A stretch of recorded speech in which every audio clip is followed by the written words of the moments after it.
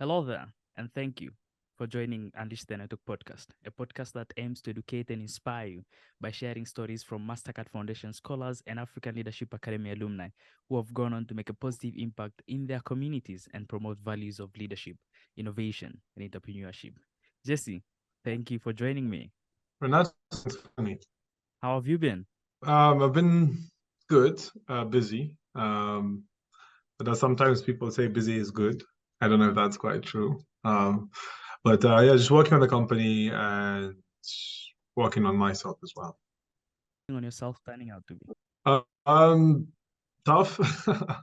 I think I'm trying to understand balance and in running a company that is almost like a baby, or is quite like a baby, always crying for attention. And when you think you've put the baby down, then the baby cries again. And so these are kind of the things, but you also have to figure out how to carve out space to do your own thing. Because at the end of the day, it's, as you know, everyone says it's a marathon, not a sprint. And I think on some base level, I knew that, but I wasn't living that uh, in actuality. How have you been, Renatus? I've been well. Been enjoying doing podcasting. It's going well, and I'm glad that you're doing this for a second time because the first time was in my channel. Indeed, yes. This is definitely the second time I'm a repeat. Yes, thanks. I'm glad I made a good first impression Oh on yeah. you with the first podcast. It's been almost a year since we first did our podcast. How has the company grown since then? Uh, the company has 5x in terms of just the product, and also in terms of the revenue. So we've now introduced. So just a bit of a background. So my name is Jesse Forrester. I'm the founder and CEO of Mazi Mobility. Mazi Mobility is an e-mobility as a service company based here in Nairobi, Kenya. So we assemble and sell electric motorcycles, as well as build and support these models, build and deploy charging station infrastructure in the form of battery swapping stations. Our main customer is a commercial motorcycle rider, otherwise known as a border rider. The profile of that person tends to be between 18 to 45, man, has 1 to 2 dependents, works 12 hours a day, 6 days a week, and sometimes on average is projected to take home less than $2 after net. Right. So this is a below the pyramid um, kind of consumer, kind of customer.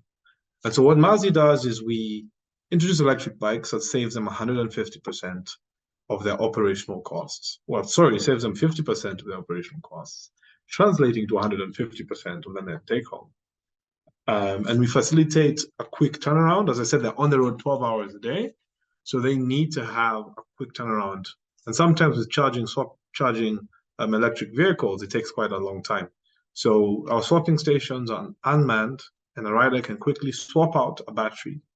So take out a depleted battery, put it in the station, and the station gives them a new, fully charged battery, and they're good to go in under 2 minutes. And so when I met with you last, Renata, I think we had just kind of launched. The company has just done 3 years old. We had a small birthday celebration on Saturday. So as we go into our third year, we're hitting the ground running. 55 motorcycles, second largest by bike number in Nairobi, in Kenya, actually. Obviously, the dynamics are changing.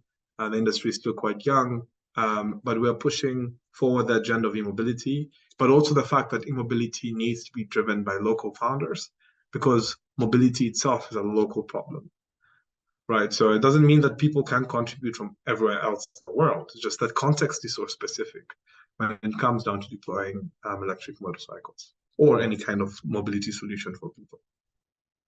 And why did you think of motorcycles first?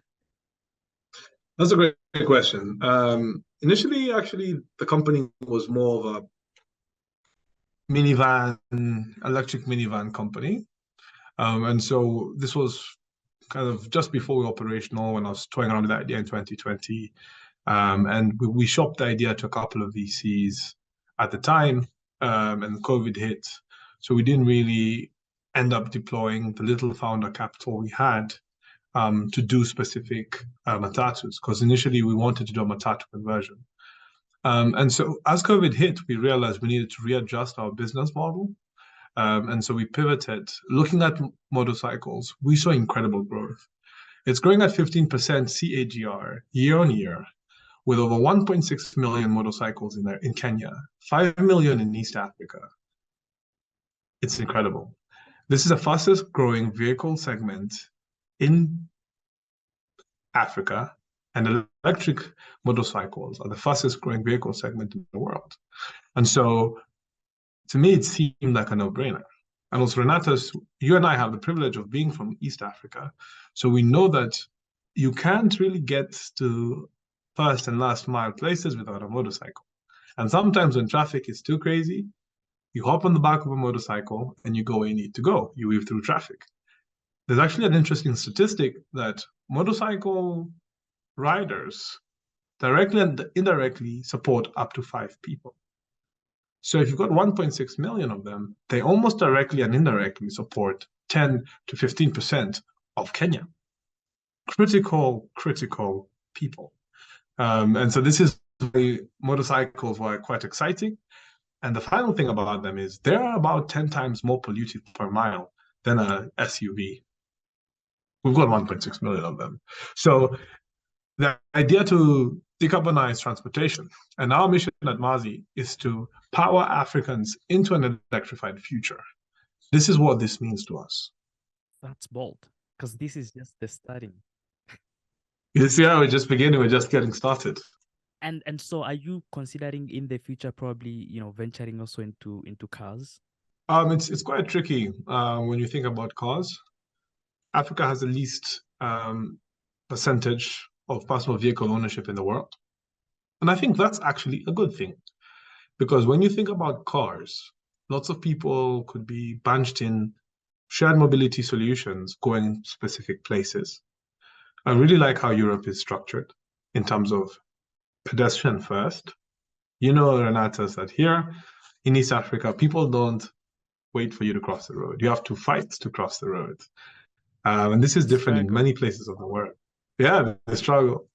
And so I think that when we look at electric mobility, electric public transport, we have a real opportunity as Africans not to go the same direction as previous people. I understand the convenience of a personal vehicle, but when we think about congestion and traffic and just overall conservation of resources and fitness, it can be good. Now, I know also that our cities are not particularly set up for bicycle transportation, but this is something I think that's an area that's an open call, and something that I always think about would be an interesting thing to innovate upon. Shared mobility solutions for the continent, because we could move so many people in a very sustainable way and leave so much space for other things. Yeah. And it has been working. It has been working, yes. Yeah, it has been. Well, relatively, yeah. How do you raise funds? Because one of the questions that, almost any young entrepreneur really has is, I have this great idea, but I don't know how to raise funds. How has it been for you? Thanks. That's a great question, Renatus. I had the interesting opportunity. I just came back from Cape Town, and I happened upon an entrepreneur randomly at UCT in Cape Town. And I think he saw my email when so found into you and asked me questions about his deck and saying he was going to raise some capital. After digging a little bit into his business and how he's validated his idea, I realized that he was prematurely going to raise funding, in my opinion. I think that a lot of entrepreneurs, especially if you're not in the hardware game, have an opportunity to really do low-level fidelity tests that have a high output in terms of, high fidelity tests that have a high output that are low effort. So what do I mean by this? So for example, if you've got, kind of like a food assembly kind of app, right? So you want to make sure that people have access to the healthiest food, etc. You need to first look at who your customer is and talk to your customer fundamentally. Then when you speak to your customer, is this problem impacted by a lot of people, or is this a big problem to solve? Because everyone wants to raise money, but not every company is venture backable, right? Because when you're taking VC money, you're effectively telling that person, I'm going to 5x every dollar you give me. So for every $1 you give me, I'm going to give you back $5. And if you can't deliver on that promise, then you are going to be in a lot of trouble. You're going to be quite stressed, and it's not going to be quite great. And I think it's become almost a thing where raising capital is seen as a win or is seen as one of these metrics that you're doing well. That's not the truth. You're giving up control, you're giving up ownership.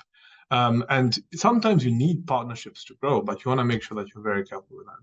So that's my caveat before I say how to raise funds. I think when you're raising funds, validate your idea properly. Get out there, talk to customers, do surveys, do a low fidelity test, see if you can deliver, do things that don't scale. That's what Paul Graham says. Because when you understand what your customer needs and what the pain points are, then you can even see, maybe I thought the problem was this, but really the problem is something else. And then that is something that resonates with your customer. So I think that helps you get towards the infamous product market fit, which is where customers really like your product and you're growing exponentially.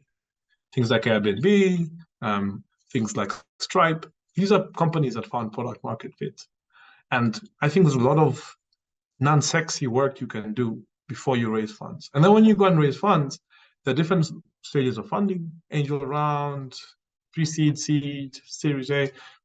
The numbers always change in terms of how much they are and how much you need to raise for that. But ideally, once you've validated some assumptions, gotten some customers interested, even done something pen and paper, maybe if there's a way to use AI as it's becoming a big thing to help your work better, then you can go to an angel and say, look, we've signed up X number of people, and of this X number of people, this is what they're saying. This is the results of the pilot that we've run over the last 6 months, and this is where we think we're going to go. This is why if you give us $50,000, we're going to be able to get to this point, right? But Mike Tyson says everybody has a plan until you're punched in the face. But ideally, what you're trying to do is de-risk yourself and de-risk the company. Because you don't just want to raise money for the sake of raising money, I assume. If you're going to be a serious entrepreneur, you want to raise capital because you want to deliver value to customers and you want to be able to solve a problem and you want to be able to grow a big business, maybe sell it one day. And to do that, you really need to do things that are honest and be honest with yourself. Because sometimes you might have an idea that doesn't make sense, it doesn't work, and you spend 4 or 5 months on it. Don't get into the trap of sunk cost fallacy. So I know it's not a straightforward answer to your question of how to raise funds, but I think process is key. And having all these proof points before you go out in a very simple way. People think you need to build an app. There's so many steps you do before you build an app. And that's going to help you figure out what kind of app you need if you're a software person. If you're in the hardware space, it's a bit harder. It's a lot harder to get funding. Grants are your friend. You have to just grind it out, write as many grants as possible. And just execute on that. So I think this is one of those things that's really tricky to get right. But once you do, then the cash starts coming in. Then the growth is exponential. Yeah. Don't be in a rush so much, I'd say. And it sounds like you're also big on data. Absolutely. Data is everything. I mean, at the end of the day, if you don't measure your outcomes, where are you going? That's true. Where are you going? How does the future of Mazi Mobility look like? Right now, we have 55 motorcycles. Our target by the end of the year is to almost 10x that, to 500 motorcycles. Within the next 5 years, we want to be across 1 or 2 East African countries, figured out battery swapping station at scale, and are beginning to grow our footprint into East Africa and adjacent regions. We're going to be focused on the motorcycle for a good period of time. But the idea behind it is we want to make sure that when the market, have a really high quality product that serves consumer needs and is efficient and affordable for these kind of people. So this is the idea behind where Mazi is going to be. Yeah. That sounds bold and ambitious. I wish you good luck, We've got to Jesse. be. Do hard things. They taught us when I Oh was yeah, they say do hard things, and we're out here doing yeah. them. We are trying to do hard things. Hard things are doing us, but we are trying to do hard things. Well, good luck, man. I mean, I think that's very bold and ambitious, and I'm looking forward to the impact you're creating. I mean, I'm looking forward to riding on one of your bikes in the next few years when I'm in Absolutely. Tanzania. Absolutely. Absolutely. That would be quite exciting, quite humbling as a moment for me. I mean, as you know, the company started in my living room. It's almost insane to think about how far we've gone and how far we still have yet to go. But from your lips to God's ears, we're going to do this thing. Oh yeah, let's do it. Let's do it.